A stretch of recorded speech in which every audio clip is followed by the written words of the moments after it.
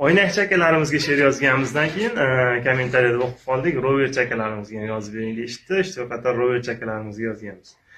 Xato o'ysa vakuumdan deb ayb topar. Kompyuterga buyruq berib uxlab yotar.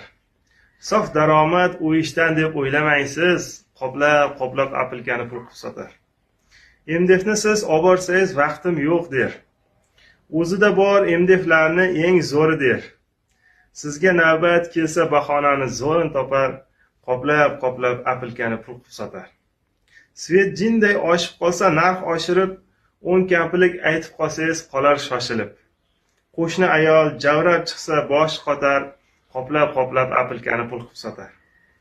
Men ham Rover olaymikan kredit olib.